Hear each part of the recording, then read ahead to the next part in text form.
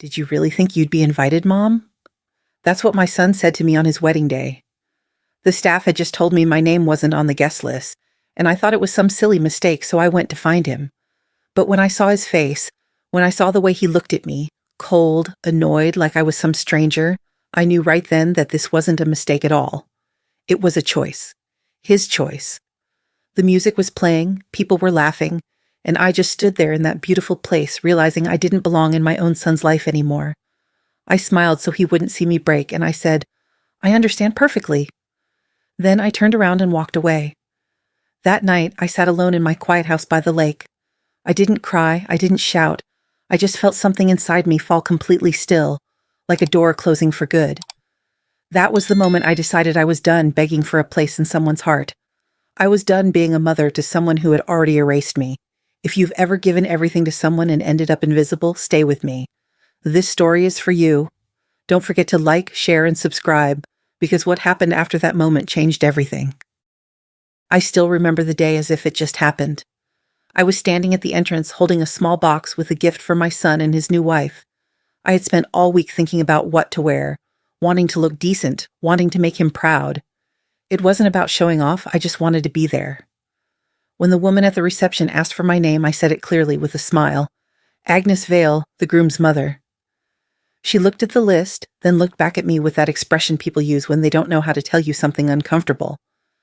"I'm sorry, ma'am, your name isn't here." I thought she was joking. "There must be a mistake," I said. "I'm his mother." She didn't know what to say, but then I heard a familiar voice behind me. My son, Michael. He looked different that day, sharper, distant. Not the little boy who used to fall asleep on my shoulder. "It's not a mistake, Mom," he said. "It's for close family only." For a few seconds, I didn't say anything. My hands were shaking, but I tried to stay calm.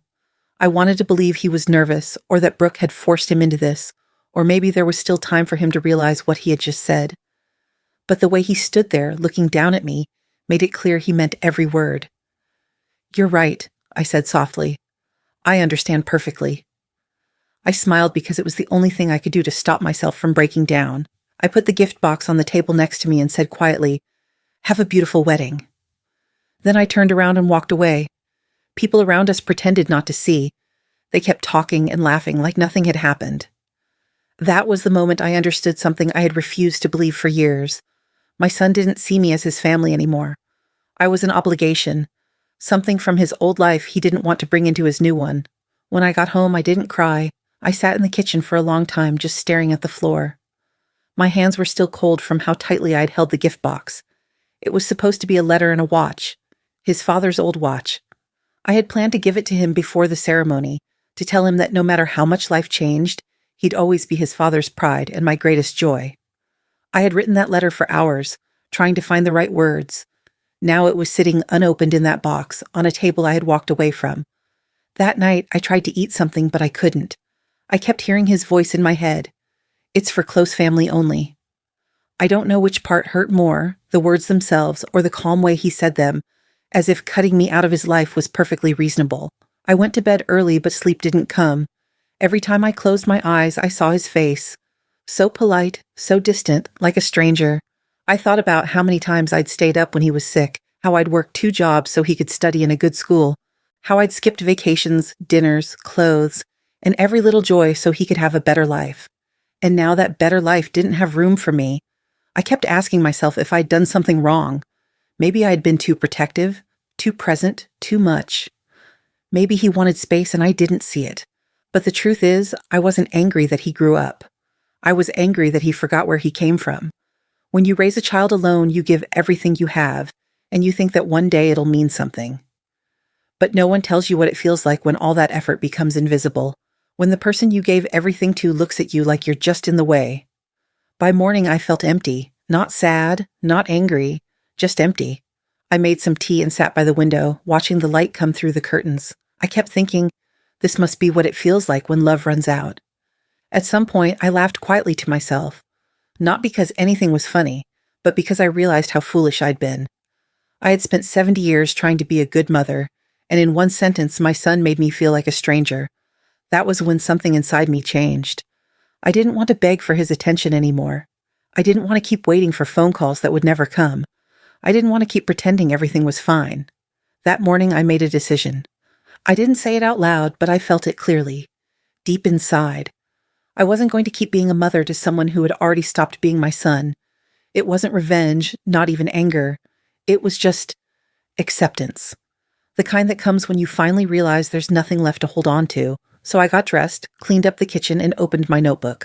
I started writing down everything, every bill I paid for him, every favor I did, every time I bailed him out when he made a mistake. It wasn't bitterness. It was proof, to myself, that I had done my part.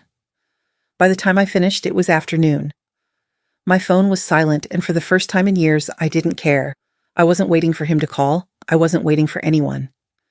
That day was the end of something, but it was also the beginning. I didn't know it yet, but walking away from that wedding was the first time in my life I had chosen myself. If you've ever reached that point, when you stop begging for love and start choosing peace, then you already know what I felt that day. And if you don't, stay with me. You will soon understand. When I got home that evening, the house felt colder than usual. I left my shoes by the door and went straight to the kitchen. The same kitchen where I had made Michael's favorite soup every winter, where I had waited by the phone too many nights that never ended with his call. The silence was heavy, but it wasn't new. I'd been living with that silence for years. I just hadn't noticed how loud it had become. I made some tea. The steam rose slowly as I sat down at the table. For the first time, I looked around and really saw the place I'd lived in for almost 40 years. The wooden walls, the framed photos covered in dust, the little scratches on the floor from when Michael used to run around with his toy cars. Everything had a memory attached to it, but none of it felt alive anymore. On the counter sat a small music box. Edward, my husband, gave it to me before he passed. I turned the key and a soft piano melody started to play, Clair de Lune. It used to calm me once. That night, it only made me think about everything I'd lost, trying to hold a family together that no longer existed. I whispered to myself almost without thinking, I thought love was about giving. I never knew giving could make you invisible. That sentence stayed with me. I said it again, slower this time, and realized how true it was. My whole life had been about giving. My time, my energy, my youth, my patience. I gave until there was nothing left that was just mine. I walked over to the old cabinet by the wall and unlocked the bottom drawer. Inside were years of my life stored in paper, letters from Edward, school certificates, bills, bank statements, copies of mortgage payments, and the deed to Michael's house. He never knew I'd been paying off most of it. I never told him because I wanted him to believe he had built his own success. I wanted him to be proud of himself. Maybe that was my mistake. I sat on the floor with all those papers spread around me. For the first time, I didn't see them as proof of sacrifice. I saw them as proof of silence. Every document, every transaction, every favor, another way I had chosen to disappear behind the people I loved. My phone rang. The sound startled me. It was Henry Cole, an old friend from years ago, a retired lawyer who had helped me once when Edward died. He was one of the few people I still kept in touch with. Agnes, he said when I picked up. His voice was calm, but I could tell he already knew. I read your message. Are you sure you want to do this? I'm sure, Henry, I said. I'm not turning back. I'm finally turning toward myself. There was silence for a few seconds before he said quietly, You've been holding too much for too long. Yes, I said, and it's time to let go. All of it. He didn't argue. He just said, Oh, all right, I'll start preparing what we talked about. You take care of yourself, Agnes. When I hung up, I sat, still for a long time. I wasn't angry anymore. I wasn't even sad. I just felt clear, like I had finally stopped fighting a battle I was never meant to win. I began to organize everything into folders.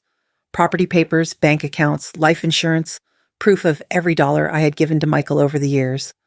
I labeled each one carefully, not because I needed them, but because I knew someday someone would ask why I did what I did, and I wanted there to be no doubt. I made notes, wrote down dates, made a list of accounts, and added one more folder marked personal, a place for the things I never said out loud. Inside it, I placed a letter to my son. It wasn't a goodbye. It was a reminder of who I was before he decided to forget me. By the time I finished, it was dark. I turned off the lamp and sat in the quiet, just listening to the sound of the wind outside. It wasn't peaceful, but it wasn't unbearable either. It was honest. For years, I'd been waiting for someone to save me. A phone call, an apology, a small act of kindness. But sitting there, surrounded by the evidence of my own life, I finally realized something. No one was coming. Not my son, not anyone.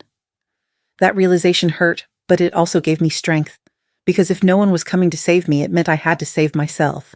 I picked up Edward's old photo, him standing by the lake with that tired smile, and said quietly, "You'd be proud of me, Ed.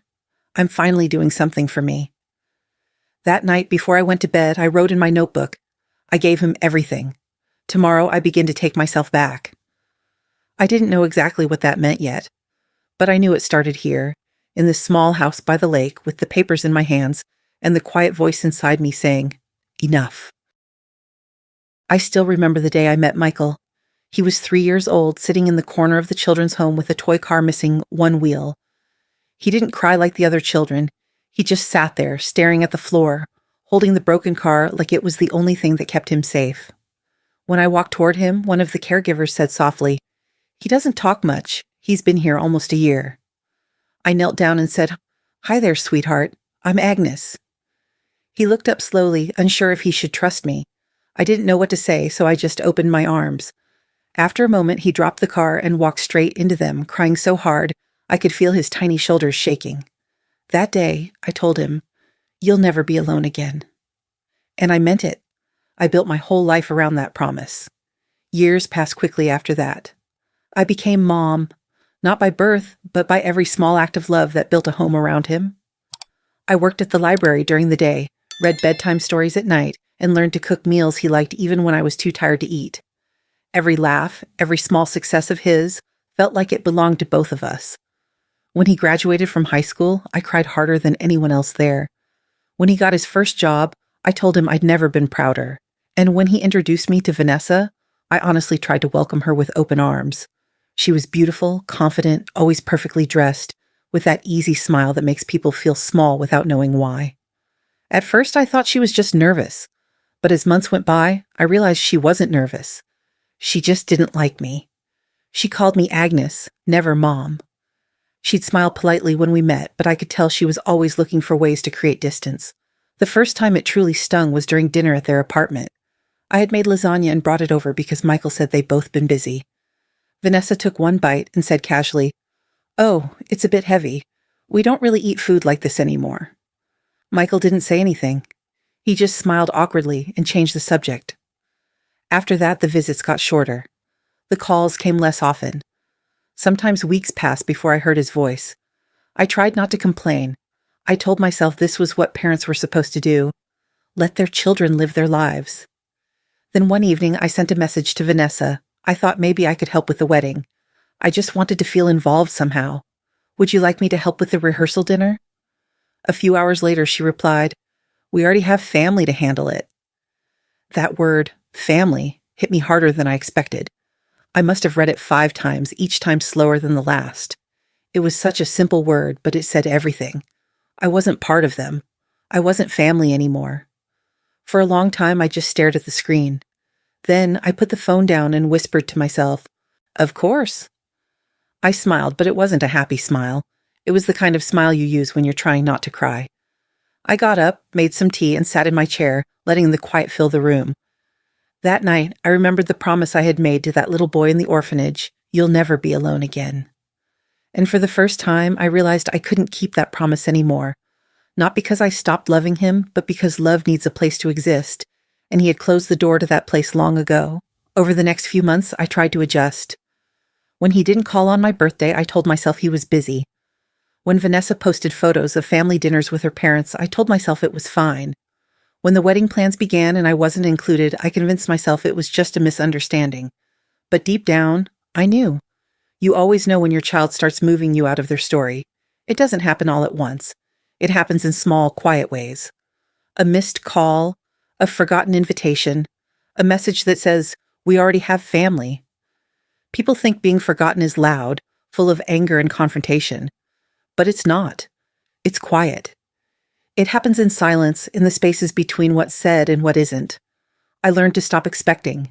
I learned to stay quiet, but inside something was changing. Each time they pushed me further away, I became more certain of one thing, that I had to stop defining my worth by how much space I took up in their lives. Still, it hurt. Of course it did. There's no pain like realizing you've become invisible to the person who once reached for you with both arms and called you mom. One evening I sat by the window and scrolled through my messages. All of them were one-sided, my check-ins, my reminders, my questions left unanswered.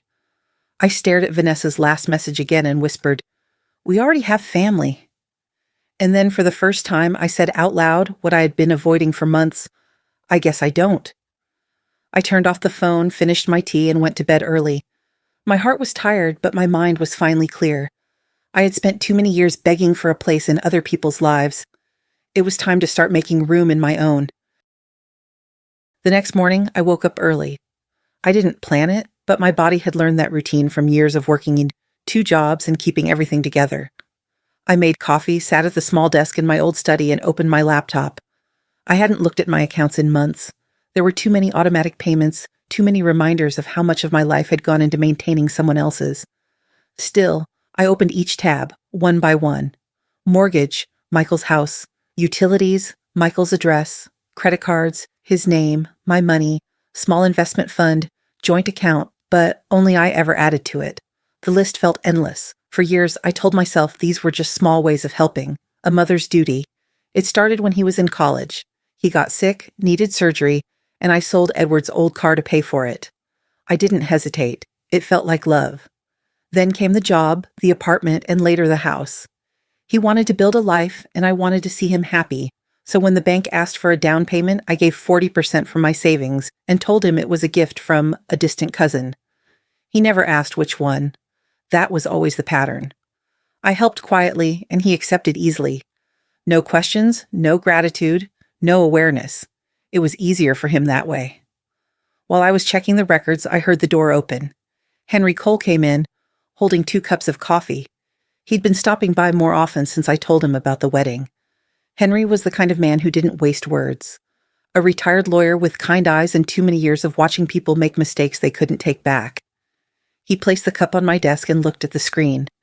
His eyes went over the numbers, the long list of payments, and the folders neatly labeled utilities, mortgage, loans. "You've been paying his loan for 8 years, he said quietly. He never noticed. I smiled a little. He never asked. Henry leaned back in the chair. "Agnes, this isn't help anymore. This is survival. For him, not for you." I didn't say anything. I just kept looking at the screen. The total amount made my stomach twist. It was a number I couldn't even remember spending on myself. "When Edward died," I said finally, "I promised myself I'd take care of Michael the way Ed would have wanted. I thought if I just kept giving, eventually he'd see that I was worth keeping around." Henry sighed. "And has he?" I shook my head. "No. The more I gave, the less he saw me. I think I became invisible because I made it too easy for him to live without me." Henry didn't answer right away. He just looked at me, the way old friends do when they see the truth before you admit it yourself. "You've carried them all your life," he said finally. "Maybe it's time they walk." That sentence stayed in the air. It was so simple, but it hit me harder than any argument could. I looked down at my hands, the same hands that had packed lunches, signed checks, written excuses, held him through every failure, and for the first time I realized how tired they were. "I don't even think he knows who paid for his house," I said quietly. "He believes the bank gave him a good rate because of his credit. He doesn't know I signed the papers. He doesn't know I've been paying the interest. He doesn't know anything." Henry took a sip of coffee. "And what would happen if you stopped?" I didn't answer. I already knew. The house would go unpaid. The bills would pile up. The credit cards would stop working. His perfect world would start to crack, not because I wanted revenge, but because the truth always shows up eventually. I turned to the cabinet beside me and opened the small safe inside. It still smelled faintly of paper and metal. I pulled out a box of old letters, the ones Edward had written to me before he died. His handwriting was neat and deliberate, the kind of handwriting people used when they believed words mattered. There was one letter I had never read fully. It was dated 2 months before his death. I unfolded it carefully, afraid the paper might tear. "If one day your kindness becomes their cage, let truth be your key." I read it twice, then once more out loud. "Let truth be your key." It was like he knew this day would come. I sat back and took a deep breath. For 70 years, I'd been someone's mother, someone's wife, someone's helper, but in all that time, I had never really been mine. Henry watched me without interrupting.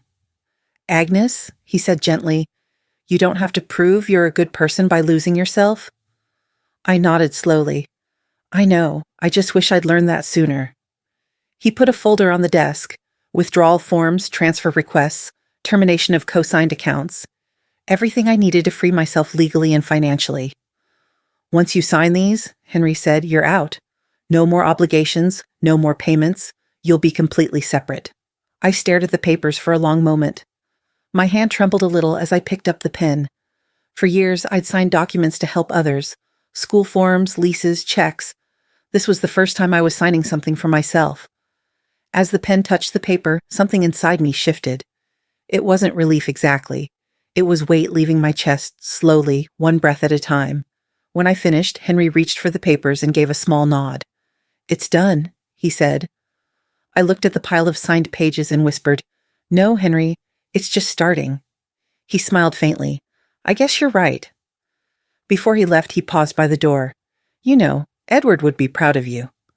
I smiled, really smiled this time. "I think so too." When he was gone, I closed the laptop and put away the files. My hands were still shaking a little, but it wasn't from fear. It was from freedom. For the first time in decades, I didn't owe anyone anything. That night, as I sat in the quiet of my house, I realized something important. Being free didn't mean I stopped loving my son. It meant I finally started loving myself enough to stop pretending that love should hurt this much. 3 days after the wedding, my phone rang. I didn't recognize the number at first, but when I heard his voice, I knew. "Mom," Michael said, calm and casual, as if nothing had happened. "Vanessa wants to know if you can stop by the house and clean up before we get back from our honeymoon." For a second, I couldn't find my voice. I thought maybe he was joking, or that I'd misheard. "Clean the house?" I repeated. "Yeah," he said. "The cleaners canceled last minute, and Vanessa's worried about the mess. You have the spare key, right?" There was a pause. I could hear traffic in the background, laughter, his new life. My throat tightened, but I spoke slowly, making sure my words came out clear. "I can't, Michael." He hesitated. "You can't?" "What do you mean you can't? It's just the house." I said I can't. His tone changed, sharp, defensive. "Mom, it's your obligation. You've always helped. Vanessa's already stressed out. You're making this harder for everyone." I closed my eyes and said quietly, "My only obligation was to raise you, Michael. I've done that." For a moment there was silence. I could hear him breathing, trying to process what I just said. Then his voice turned cold. "You know, this attitude of yours, it's why we didn't invite you. You make everything about you." He hung up before I could answer. The line went dead. I sat there for a while, the phone still in my hand. I wasn't angry, not anymore. I just felt that familiar ache in my chest. Not sharp, not loud, just deep. It was the same kind of pain you get when you realize someone you love doesn't see you anymore. An hour later, my phone buzzed again. A message this time. From Vanessa. "You're pathetic. Stay out of our lives." I stared at it for a long time. The words didn't surprise me. They just confirmed what I already knew. I deleted the message without replying. I made some tea and sat down at the table, my notebook still open from the day before. I looked at the notes I'd written, the list of payments, the signed papers, the quiet evidence of a lifetime spent holding everything together. And for some reason, I started to smile. Not out of joy, but because it finally made sense. All my life I thought strength meant giving. But at that moment I realized strength was knowing when to stop. I picked up my pen and wrote at the top of a clean page, "Tonight I retire from motherhood." I looked at the words for a long time. They didn't feel dramatic or bitter. They felt honest. For the first time, I wasn't writing as a mother trying to justify herself. I was writing as a woman who was finally allowed to stop apologizing. After that, I wrote down a few more lines. Simple truths I had never said out loud. Love doesn't mean serving people who no longer see you. Silence is not weakness. I don't owe anyone my peace. When I finished, I closed the notebook and took a deep breath. The air felt different, lighter. I didn't know what would happen next. Maybe they'd call again, maybe they wouldn't. Maybe one day he'd realize what he'd done, or maybe he never would. But I knew one thing for sure, I wasn't going to chase after him anymore. That night, I didn't turn on the TV or check my phone. I made myself a simple dinner and sat by the kitchen table. I thought about every version of me that had existed. The mother who fixed everything, the woman who said yes to every request, the one who stayed quiet even when her heart was breaking. She was gone now, and the woman sitting there in that small house wasn't weak or abandoned. She was free. Before going to bed, I picked up my notebook again and added one last line under my earlier words. Tomorrow, I begin my new life, one where I don't wait for anyone to see me. I left the notebook open on the table. It felt like leaving a note to myself, a quiet promise that I wasn't going back. When I lay down, I didn't cry. I didn't even feel sad. I just felt still, peaceful in a strange way. It wasn't the peace that comes from happiness, but the kind that comes from finally ending a fight you never should have had to start. I realized then that this was how all endings should feel. Not loud, not angry, just honest. If you've ever reached the point where you stopped chasing love and started protecting your own peace, you'll understand what I felt that night. And if you haven't, stay. You'll see what happens when a woman finally decides she's done being the quiet background of someone else's story. Henry came back 3 days later, just as he said he would. He was holding a thick folder, neatly organized, every document clipped and marked for signatures. He didn't waste time with small talk. He simply placed the folder on the table and said, "Everything's ready." I nodded. I had known this moment was coming. Still, my hands hesitated above the papers. There's something about signing your own freedom. It feels both powerful and heartbreaking. Henry sat across from me, glasses low on his nose. "This one," he said, pointing to the first document, "is the withdrawal of your name from the mortgage account. You were the co-signer. Once you sign here, the house is entirely his responsibility." I took the pen and signed. My name looked smaller than usual, fragile, almost hesitant. He turned to the next form. "This one cancels the joint savings account. You've been the only contributor for years. After today, he won't have access to your funds." I signed again. "And this one," Henry said softly, "is to remove his name from your inheritance plan. It means he's no longer your legal heir." I stopped for a second. That one hit harder. Not because of the money. Money was never the issue, but because of what it meant. It was a symbolic end to something that had defined my whole life. Henry noticed my pause. "You don't have to rush," he said gently. "I'm not rushing," I replied. "I'm just saying goodbye." And then I signed it. Page after page, my name filled the lines. The same name that had signed school papers, hospital forms, loan applications. For decades, my signature had meant help, support, rescue. Now it meant release. When the last document was done, I set the pen down. My hand was trembling slightly, but it wasn't weakness. It was relief, the kind that comes when you finally put down something you've been carrying too long. Henry gathered the papers carefully and slid them into a folder. For a while, neither of us spoke. Finally, I said, "I'm not punishing him, Henry. I'm teaching him that love without respect is slavery." Henry looked up at me. His eyes softened in that way only old friends' eyes do. "You don't have to explain yourself to me," he said quietly. "But for what it's worth, I think this is the bravest thing you've ever done." I smiled faintly. "It doesn't feel brave. It just feels necessary." He nodded. "That's usually what real courage feels like." He stayed a bit longer, going over the final steps, where the documents would go, how long the transfers would take, what I needed to expect once the changes appeared in the system. I listened carefully, but my mind was elsewhere. I kept thinking about Michael, how he'd react when he found out the safety net was gone. I imagined the shock, maybe anger, maybe denial. But beneath all that, I hoped, quietly, almost secretly, that somewhere, deep inside, he might also feel something else, understanding. Not because I wanted him to suffer, but because I wanted him to see. Henry closed his briefcase and stood up. "It's done," he said. "From this moment on, you owe no one anything." I nodded, though I didn't quite know how to feel. Freedom, it turns out, is heavy at first. When he reached the door, he stopped and looked back. "Agnes," he said, "you've spent your whole life saving people. Maybe now it's time to save yourself." I didn't answer. I just smiled. The kind of smile that comes when words don't matter anymore. After he left, I sat there for a long while. The house was quiet, the kind of quiet that feels clean. No tension, no waiting, no expectation. Just silence. I thought about everything that had brought me here. The wedding, the humiliation, the messages, the years of giving. And now, for the first time, I wasn't reacting to anyone.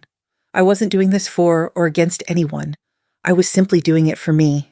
I got up and walked to the window. Outside, the light had changed, soft, pale, almost silver. Snow was starting to fall, gently, without sound.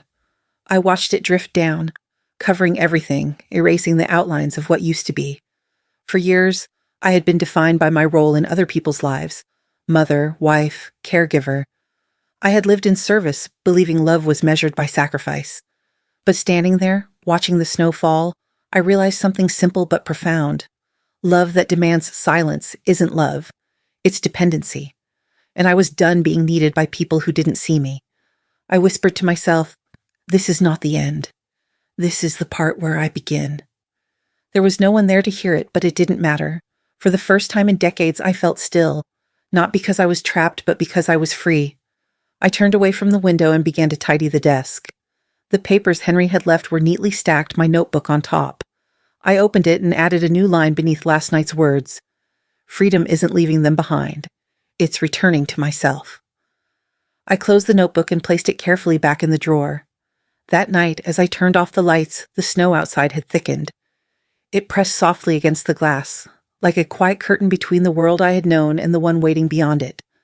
I stood there a moment longer just watching. The reflection in the window looked like someone I almost didn't recognize. A woman with gray hair, tired eyes, but a calm, unshakable expression. It struck me then. I had spent my whole life being Michael's mother, but the woman in the glass, she wasn't anyone's anything. She was just Agnes Vale, and that, finally, was enough. The first time I saw it, it was by accident. I was checking my email when a neighbor sent me a message with a short note. You should see this.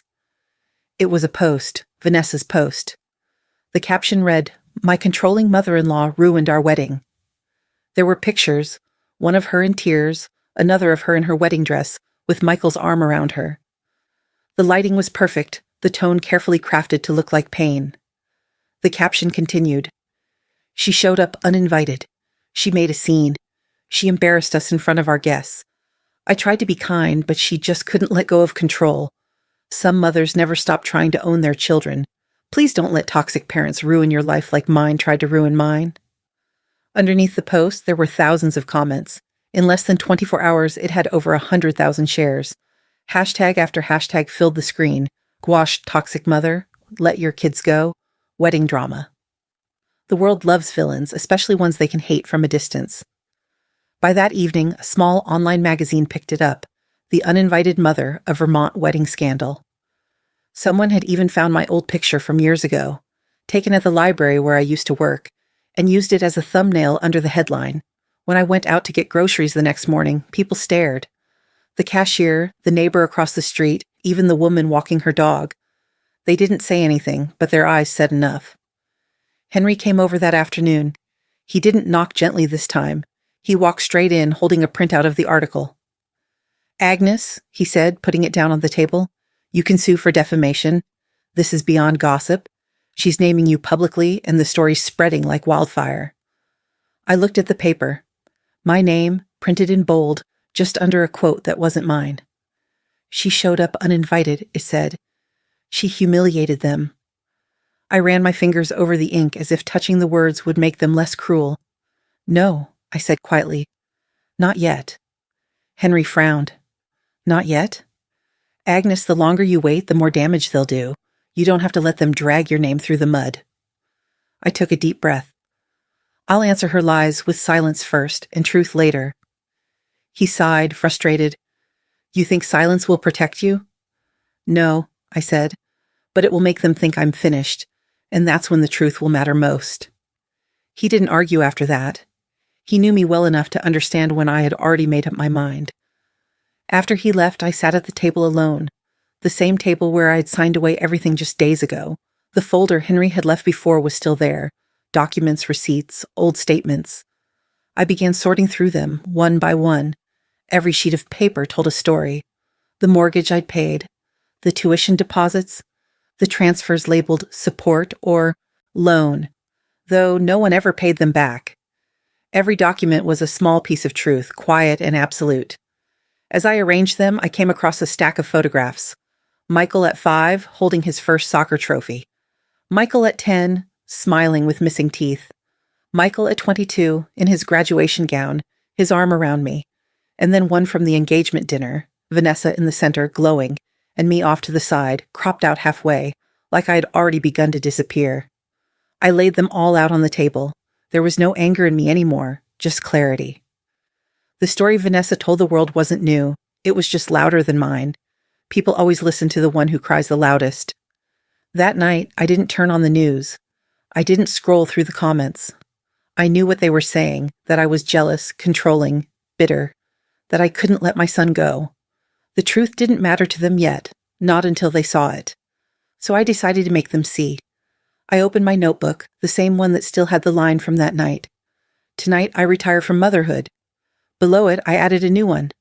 They took away my voice, so I'll make silence speak. Then I started preparing. I took out the receipts and organized them chronologically. The letters from Edward, the hospital bills, the old messages from Michael thanking me for his first car, the confirmation of the house deposit. Every number, every date, every proof that my love had built the life they now disowned. I didn't cry while doing it. It wasn't sadness, it was focus. For 70 years, I had told stories through words, through patience, through kindness. Now I would tell one through evidence. By midnight, the table was covered. Each sheet of paper looked almost like a scar, thin, quiet, and undeniable.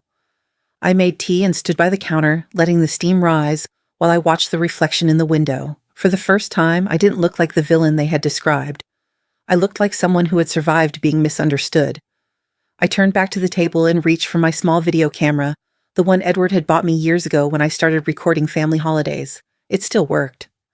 I charged the battery, set up the tripod, and placed it in front of the table. The red light blinked once. I took a deep breath and whispered, "This isn't revenge. It's truth." I sat down, adjusted the camera, and let the silence fill the room for a few seconds. Then I reached over and turned on the lamp beside me. The light hit my face softly, warm against the cold air. I looked straight into the lens and said, "My name is Agnes Vale, and this is what really happened." The camera kept rolling as I opened the first envelope. The video begins without music, no filters, no dramatic editing, just a still frame of an old woman sitting in front of a small lamp. Her hair is silver, her eyes tired but steady. She looks directly into the camera. "My name is Agnes Vale," she says, "and I'm the monster they told you about." For a moment she doesn't speak. The room is quiet except for the soft hum of the camera. Then her voice returns, calm, low, almost too steady. "I adopted my son, Michael, when he was 3 years old. He was crying in an orphanage, sitting in the corner with a small toy car in his hand. They said he barely spoke. When I held him for the first time, he grabbed my sleeve and didn't let go. I promised him, 'You'll never be alone again.' And for 30 years, I kept that promise." She looks down, shuffles a few papers on the table, and continues. "I worked 2 jobs for most of his childhood. During the day, I was a librarian. At night, I cleaned offices. I missed birthdays, dinners, sleep. But not once did I complain. Because I believed that love meant giving, even when no one noticed. And I wanted him to have the kind of life I never had." She reaches for a folder beside her and pulls out a yellowed receipt. "This," she says softly, "is from the day I paid his college tuition. I sold my husband's old car to cover the final semester." A photo appears on screen. Michael at his graduation, smiling, her arm barely visible at the edge of the frame. I didn't tell him about the inheritance I received after my husband Edward passed away. I wanted him to learn humility, to value effort. So I kept living simply. I worked, I saved, I paid his mortgage without his knowing. I covered his credit cards. I made sure his wife, Vanessa, never had to worry about anything. Her voice trembles slightly, not from anger, but from the weight of memory. And then, one day, I wasn't good enough for their image. They planned a wedding and left me out. No invitation, no phone call. I showed up thinking there was a mistake, but when I said my name, they told me, You're not on the list. And when I looked at my son, the child I had raised, he looked back at me and said, Did you really think you'd be invited? She stops again. For a few seconds, she says nothing. You can almost hear her breathing. I smiled that day, she whispers. I smiled so no one would see me fall apart. She opens another folder. Inside are letters, bills, and documents, each one laid out carefully on the table. These are the things that built their life. The house, the bills, the education, the things no one ever sees. I wasn't an intruder in their world. I was the foundation they stood on. A pause. Her voice steadies. I did not uninvite myself from my son's wedding, she says clearly. I was erased from a life I built with love. The camera doesn't cut. She lets the silence stretch. Then, she reaches for an old letter and holds it up. Faded paper, folded at the edges. This was from Edward, she says. He wrote it to me the year before he died. It says, Truth, when spoken with calm, is the loudest voice. She sets the letter down and folds her hands. I'm not asking for sympathy, she says quietly. I'm asking for silence to stop being mistaken for guilt. Then, for the first time in the video, she smiles. Small, warm, and deeply human. The video fades to black. At first, no one notices it. A few hundred views, a few quiet comments. Then someone shares it. Then 1,000 more. By midnight, the view count is climbing by the second. The same platforms that had once called her toxic now flood with a new tag. Team Agnes. Clips of her calm voice spread across TikTok and Twitter. Mothers repost the video with captions like, This woman speaks for all of us. Younger viewers stitch their own reactions, some in tears, some angry at what they'd believed before. A woman in Mexico writes under the post, You gave me courage. I stopped apologizing for setting boundaries with my son. A teenager from Canada comments, This story changed how I treat my mom. I didn't realize silence could mean love. News outlets pick up the story again, but now the headlines read differently. From villain to voice, the Vermont mother who spoke the truth. Henry watches the video at his desk, coffee in hand. When it ends, he smiles faintly and murmurs to himself, The truth always finds its way. By the end of the week, the video passes 5 million views. Agnes receives thousands of messages, apologies, confessions, gratitude. Women her age write that they've decided to stop begging their children for affection. Daughters write that they called their mothers after watching. Agnes never replies to the comments. She doesn't need to. Her truth is out there now, quiet and permanent, living its own life. One evening she sits alone, watching the sunset through her kitchen window. Her laptop is still open, the video paused on her own face, the same calm smile frozen mid-frame. She touches the screen lightly and says, That's me, the woman they thought was finished. And then she closes the laptop. Outside, the world has moved on, but for once it's moving in the right direction. It didn't take long for everything to fall apart. Vanessa lost her job first. The boutique she worked at released a statement the morning after the video went viral. We do not condone public harassment or defamatory behavior. Effective immediately, Vanessa Pierce will no longer represent our brand. She found out through an email, not a phone call. When she arrived at the store to plead her case, the manager refused to meet her eyes. Customers had stopped coming in. Some had even left reviews online saying they couldn't shop at a place that employed that woman from the video. Vanessa walked out carrying a box of her things, perfume bottles, lipstick, a photo of her and Michael in better days. Outside, reporters waited by the parking lot. She kept her head down, but someone still shouted, Do you have anything to say to Agnes Vale? She didn't answer. Her silence said enough. Michael's fall was slower, but just as certain. His supervisor called him into the office 2 days later. He'd already seen the headlines, the clips, the comments. Michael, his boss said, we can't have this kind of attention connected to the company. Clients are calling, asking if you're the man from that story. We just can't. Michael tried to explain, tried to say it was all blown out of proportion, but it didn't matter. His work record hadn't been stellar to begin with, and now the company had an excuse.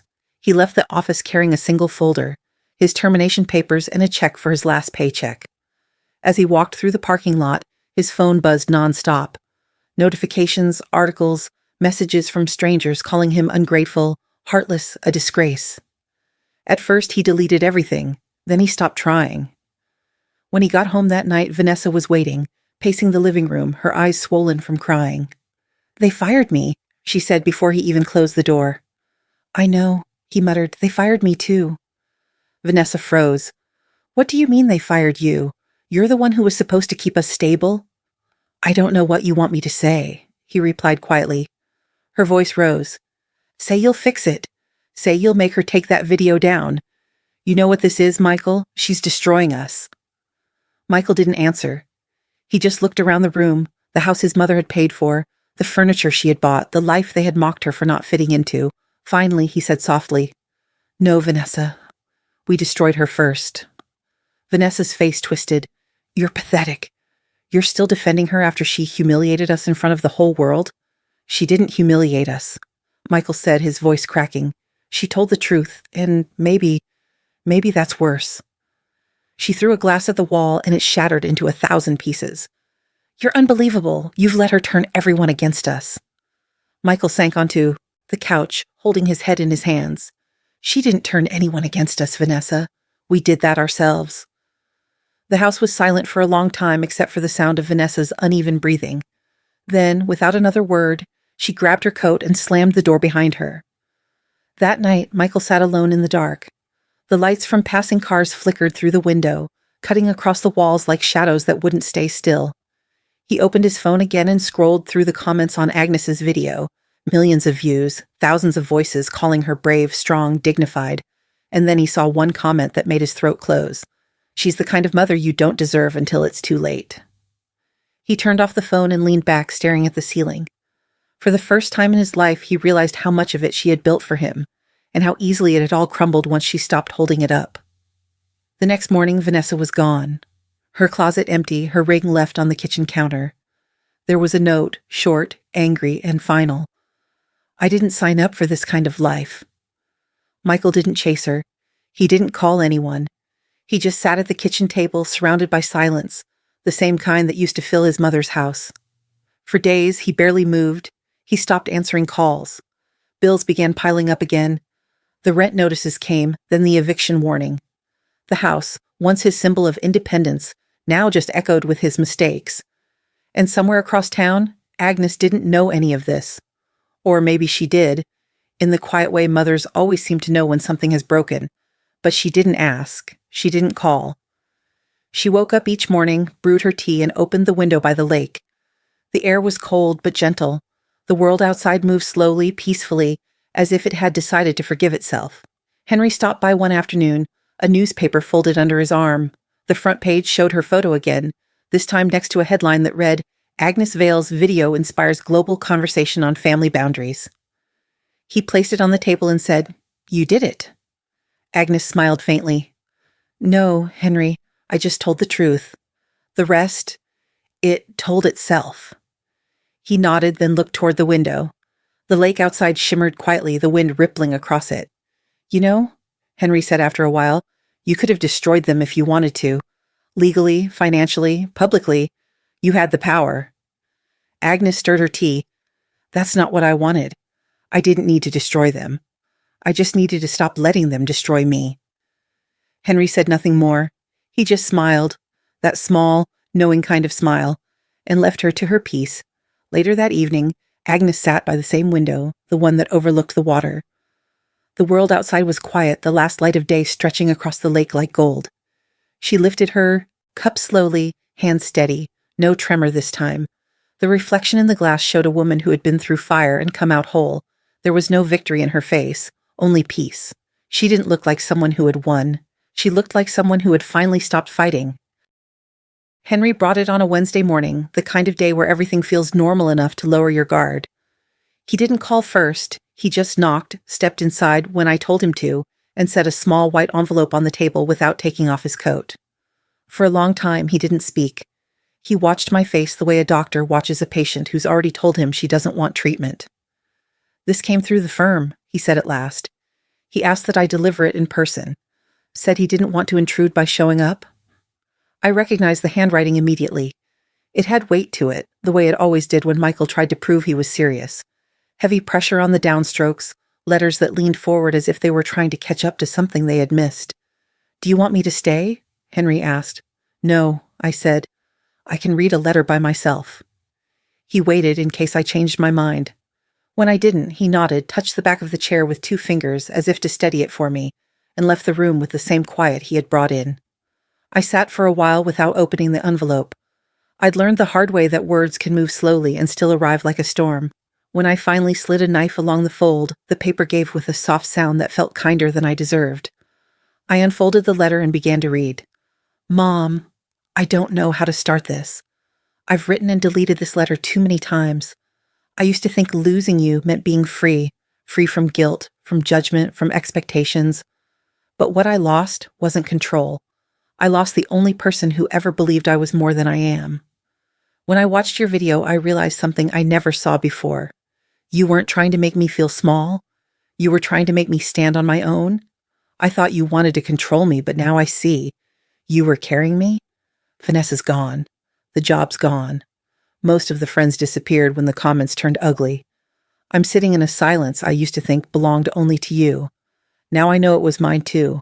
I'm not asking for forgiveness. I don't deserve that. I just want you to know I finally understand. I understand what love costs. I understand what it means to be invisible until it's too late. If there's any way to make peace even from far away, I hope this letter can be the start. Your son, Michael. I read it twice, then a third time, slower, letting every line finish echoing before I moved to the next. My eyes stayed dry. I had cried all the tears I owned long before this letter found me. What I felt now wasn't relief and it wasn't pain.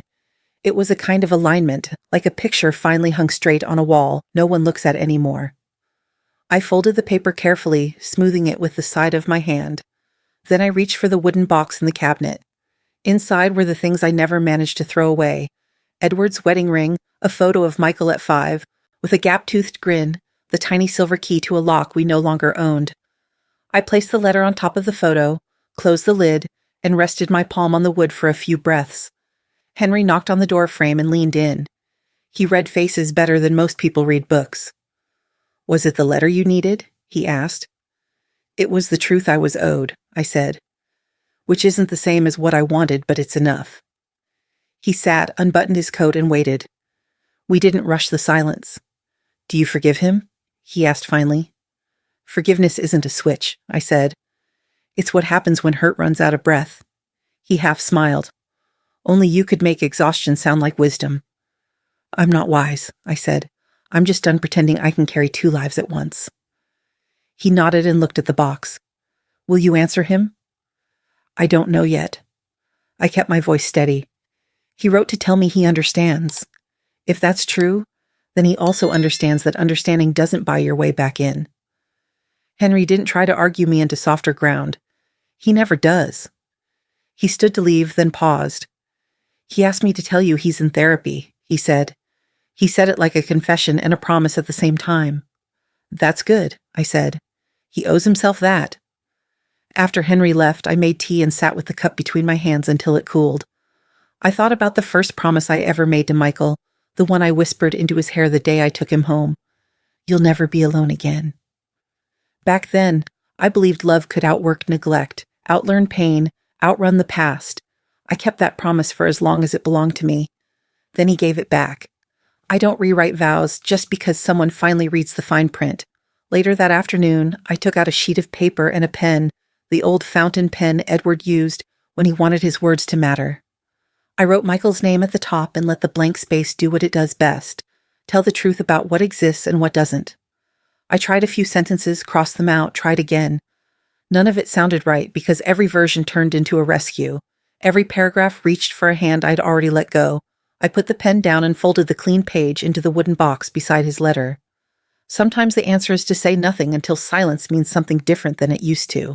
In the evening, Henry called from his car. I didn't want to leave you with that and disappear, he said. I'm all right, I told him. The worst already happened weeks ago. This is the part where things catch up.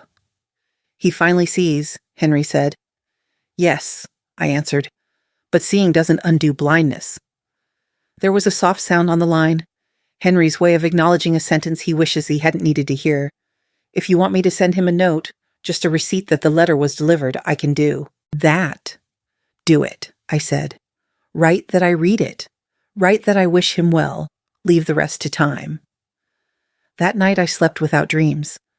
In the morning I woke before the alarm and realized I didn't have to brace myself for anything. No apology to chase, no argument to manage, no noise to carve into understanding. Peace isn't loud. It doesn't need witnesses. 2 days later, another envelope arrived, thinner than the first. It was a photocopy of the confirmation Henry had sent Michael. Your letter was received. She read it. She wishes you well. There was no reply from him, and that felt right. Not every door needs a knock to prove it's closed. I kept to my routines, made lists, cooked simple meals, watered the plant I'd nearly given up on. Small things matter when big things stop asking for your attention. In the afternoons, I opened my notebook and wrote lines I didn't show to anyone. Love without respect shrinks the person who gives it. Silence is not guilt. Sometimes it's a boundary with good manners. You can wish someone well from the other side of a locked gate. On Sunday, I took the wooden box down again. I opened it, read the first paragraph of Michael's letter, and closed it without finishing. That's how I knew I had started to heal. I could leave a thing half-read and not feel dragged back into it. A week passed, then another. No knocks, no messages. Just a steady, manageable quiet. I didn't mistake it for loneliness this time. It was room to stand, to breathe, to belong to myself without asking permission. Henry dropped by with groceries and a question in his eyes he didn't ask out loud. I answered anyway. If he writes again, I'll read it, I said. If he shows up, I won't open the door. Not yet. Not never? Not yet, I repeated. That's as far as I can see, and it's far enough. He touched my shoulder on his way out. You've done the hardest part, he said. No, I told him. The hardest part was believing I had to keep doing it. That evening I wrote a single line on a new page and left the notebook open on the table where morning light would find it. I didn't stop loving my son. I stopped making love prove itself by hurting me. When I turned off the lamp, the room didn't feel empty. It felt honest. I stood for a moment listening to nothing in particular, and then I said it once. Not as a verdict, not as a prayer, just as a fact that fits. I hope he's all right. I put the wooden box back in the cabinet behind the stack of things that belong to the past but still earn their shelf. If one day I take it out again, it will be because I choose to, not because I'm trying to finish what should have ended already. Peace, I've learned, isn't the opposite of grief. It's what remains when grief stops arguing, and that is enough for now. It took her 3 months to make the decision, though she had known it was coming long before that. The house by the lake had grown too quiet, too full of memories that had nowhere else to go. Agnes walked through it one last time, touching the walls, the shelves, the marks on the door frame where Michael's height had been recorded year after year. She didn't cry. There wasn't much left to mourn. She had already done that in pieces, quietly, across the years. When the realtor asked where she planned to go, Agnes just said, "Someplace that listens." She sold the house without ceremony, packed what little she wanted to keep, a few books, a teapot, her brushes and paints, and left Vermont behind. No farewell party, no photos, no announcements. She took the early morning bus east, watching the world blur through the window. Forests, snow, towns that looked the same from every distance. When she arrived in Maine, the air smelled different, salt and paint and possibility. She rented a small apartment above a bakery that opened early and closed late. From her window, she could see the ocean, gray and wide, always in motion. It wasn't the calm stillness of the lake. It was something else entirely, a place that breathed with her instead of for her. For the first few weeks, she walked by the harbor every morning, letting the cold air sting her cheeks awake. People didn't recognize her here, and that anonymity felt like mercy. No one looked at her as the woman from the video or the mother from the scandal, or the widow who lost everything. Here, she was just Agnes Vale, a woman with silver hair and paint stains on her hands. One afternoon, while browsing a small gallery near the waterfront, she saw a sign taped to the window, "Community room available, artists welcome."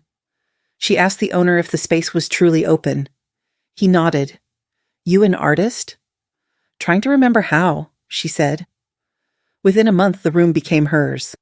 She painted the walls pale cream, added an old easel she found at a thrift store, and hung a simple wooden sign by the door, "Vale Studio, where second voices begin." It wasn't a business, not really. It was a room where women came to paint, talk, or simply sit without being needed by anyone. Some were widows, some were grandmothers, some were just tired of being invisible. Agnes taught them to mix colors, to use silence as part of the picture. They taught her that peace isn't found in solitude, it's found in being seen for the right reasons. On Thursdays, Henry would visit. He always brought coffee and the local newspaper folded neatly under his arm. He'd stand at the doorway watching the women work, smiling like he'd stumbled into a miracle he didn't expect. "You didn't just win, Agnes," he told her one afternoon, handing her a mug. "You taught." She smiled, dipping her brush in water. "I didn't teach anything, Henry. I just remembered who I was before. Motherhood." He looked around at the women, laughing softly, sharing brushes, telling stories about their lives. "Looks like they're remembering, too." Agnes nodded. "That's the point." When the sun set, she'd lock up the studio, walk down to the pier, and sit on the same bench facing the water. Sometimes she'd sketch. Sometimes she'd just listen. The sea had a way of answering without words. Occasionally a letter arrived, not from Michael, but from strangers. Women who had seen her story months ago and wanted to tell her what it meant to them. One wrote, "You made me realize I'm still someone, even when my children don't see me." Another said, "Your silence gave me permission to stop apologizing for existing." Agnes kept every letter in a small box under her desk, beside the jars of brushes. She never reread them, but she couldn't throw them away either. They weren't trophies. They were echoes, reminders that even pain, when spoken truthfully, can turn into something that helps others breathe easier. One evening, as she locked the studio, she noticed the tide was unusually high. The sky was streaked with pink and gold, the kind of beauty that asks nothing in return. She stood there for a long moment, hands in her pockets, the wind lifting her hair. Henry's voice came back to her. "You didn't just win, Agnes. You taught." Maybe that was true, but she didn't feel like a teacher. She felt like a survivor who had finally learned to live without explaining herself. The waves crashed, gentle and endless, like applause from something larger than forgiveness. She whispered, almost smiling, "I'm home." Then she turned, walked back toward the lighted street, and disappeared into the small town that didn't know her past. Only her name on a sign. Vale Studio, where second voices begin. The tide was low when Agnes stepped onto the beach that evening. The sand was cool under her shoes, still damp from the afternoon waves. The sun was slipping down behind the horizon, leaving a path of gold across the water that looked like it was waiting for her. She walked slowly, one hand tucked in her coat pocket, the other holding her sketchbook. She didn't draw anymore, not every day, not every scene, but she liked the weight of it in her hand. It reminded her that creation doesn't have to be loud to be real. The ocean murmured in long, soft breaths, and somewhere inside its rhythm she found the quiet she had been chasing for years. A gentle voice rose, her own, calm and steady, like a whisper meant only for herself. "I didn't stop loving my son. I only stopped letting him hurt me." She paused, watching the light shift on the water. "Kindness is sacred," she continued softly, "but it dies when it's taken for granted." The words didn't sound rehearsed. They came from a place so deep it no longer needed defense. The voice of a woman who had learned that strength isn't in holding on, but in knowing when to stop trying to be understood. Back at her small apartment above the bakery, the kettle whistled softly. Agnes poured herself a cup of tea, the scent of chamomile filling the room. On her table sat a half-finished letter to a local charity, one that provided housing for women abandoned by their families. She sealed an envelope with a modest donation, not as an act of guilt, but as gratitude for the life she'd rebuilt. Beside it lay her journal, open to a new page. The last entry she had written read, "Peace doesn't mean forgetting. It means remembering without pain." She added one more line beneath it in her delicate handwriting. "The world is quiet now, and so am I." Then she set the pen down, closed the notebook, and looked out the window. Below her, the town moved gently. Someone locking up their shop, a boy running after his dog, a streetlight flickering on. Life was continuing, unaware of her story, and that was exactly how she wanted it. Agnes leaned against the window frame, breathing in the scent of salt and wood. The sound of waves carried faintly through the night air, steady and familiar. She thought of Edward, his laugh, the way he used to say her name like it was a promise. She thought of Michael, the boy who had once clung to her hand and the man who had learned too late what that hand had carried. She didn't wish to change any of it now. Everything had already happened. Everything had already healed. The next morning, the women from her studio would arrive with their brushes and chatter. There would be laughter, coffee, maybe music from the old radio. They would talk about color and light and the way the ocean kept changing but always stayed the same. Agnes would smile and tell them what she always said. Every line you draw is a way back to yourself. For tonight, though, the studio was dark and the sea was enough. She blew out the candle on the table and whispered into the quiet room, not a prayer, not a goodbye, just the truth, simple and complete. I made it. And for the first time in a very long time, that was all she needed to say.